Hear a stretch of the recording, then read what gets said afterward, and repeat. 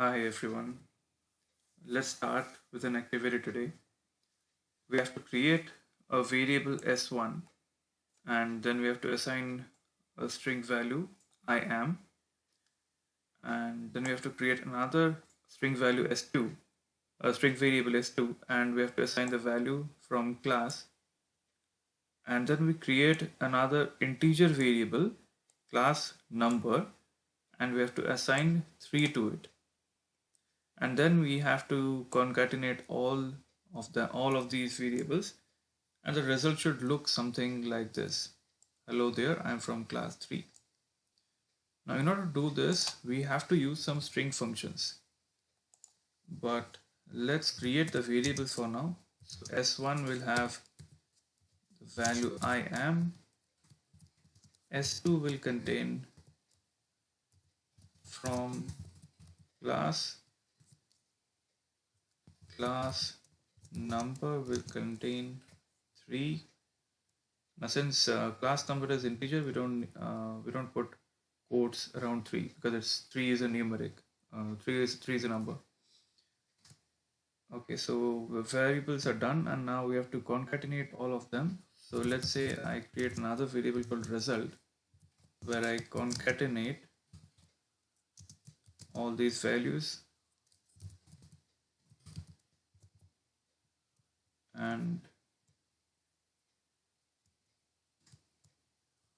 okay, there's an error. Can only concatenate. Okay, so we cannot concatenate class number with string because class number is a numeric, is a number, and s1 s2 are all strings, so we cannot concatenate in this fashion. Also, our result should start with hello there. So let's write the output in such a way. So first string should be hello there and then a space, and then it should be I am,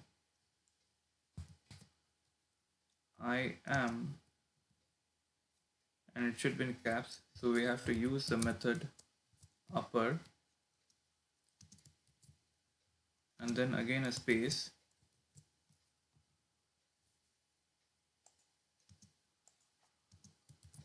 and after that from class, but from class should also be in uppercase. So s2 dot upper class number, so we can use format class number, and then we print result.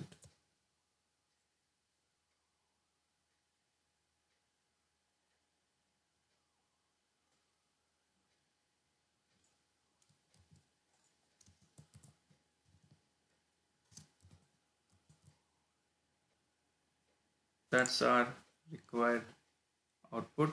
The only thing missing over here, there are 3 semicolon marks, there are 3 exclamation marks after the text. So let's add them. Yeah, that's it.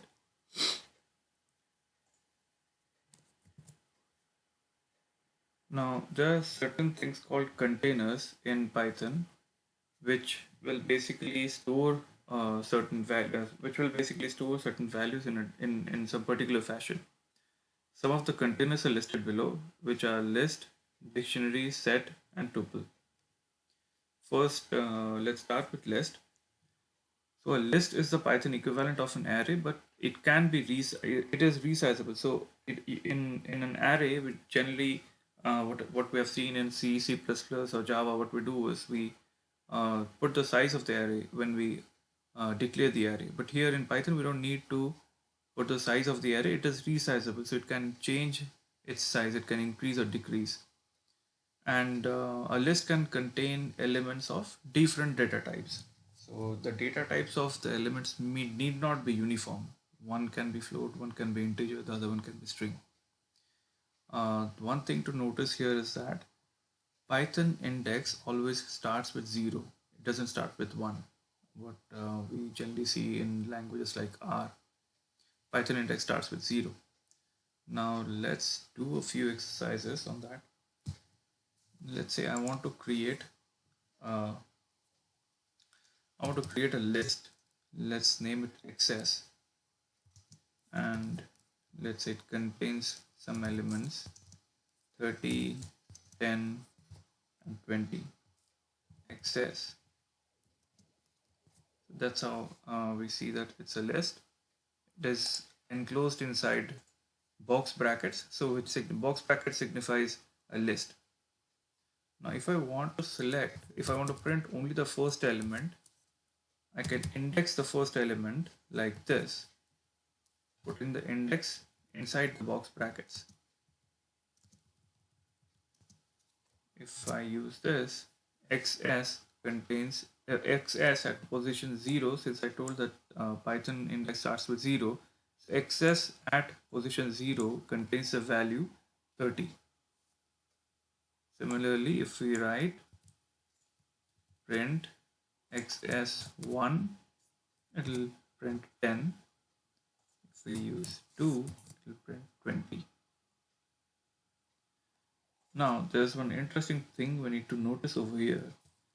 In Python, we can also use negative indexes.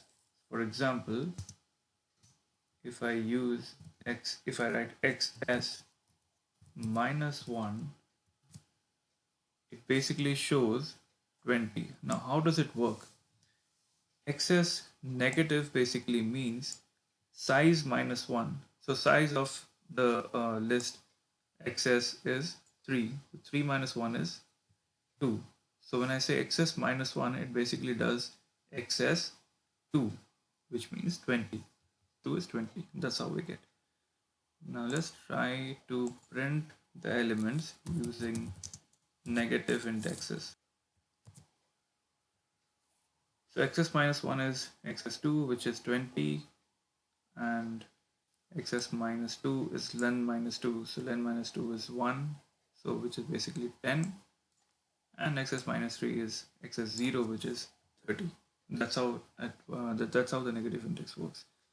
It especially helps when you don't know the position. Please start counting from the end and put a negative sign before it, and it will print the value of that particular index. This is one handy tool. Okay, now let's create a list with different data types. And let's say we already have this list XS, which contains numbers.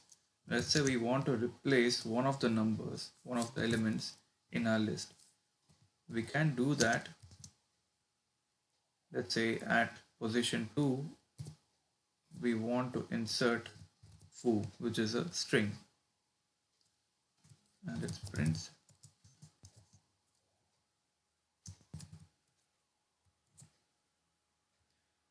Yeah, so it replaces 20 with foo. Earlier we had 20, and now it has foo. And let's see what is the type of XS. So type is still a list. What if we want to keep the existing list and we want to add a new element? In such a case, we use a method called append.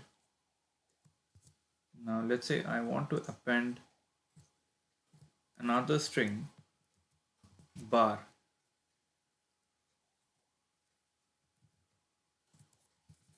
Let's print the list now.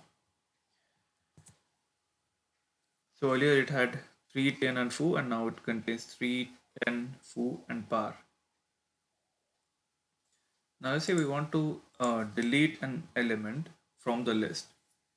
There's a method called pop. So if we write access.pop, you don't need to mention the position of the element that you want to pop. By default, it pops the last element that was inserted. And let's say if I want to store it, I'll create another variable x and I'll store the last popped element from the list. And let's print both of them. I'll print x and I'll also print xs. So bar is popped and is stored inside x, and now the list xs contains only 3 elements, 3, 10 and 4. Okay, so now let's solve a problem. We have to create a list with the name list1, which should contain these elements.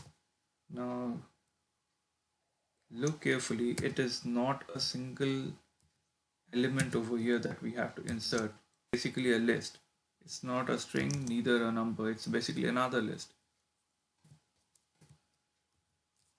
It contains 3 elements.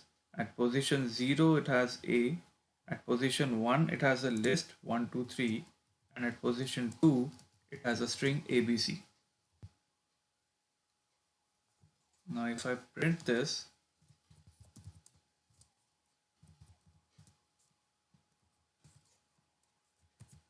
yeah, it shows correctly, it has got 3 elements now. Now the other question is we have to extract out 1, 2, 3 from it. If we pop element at position 1, it will throw out the list 1, 2, 3. It will delete this element 1, 2, 3. Now it has got only A and ABC. That's it, right? Thanks for watching.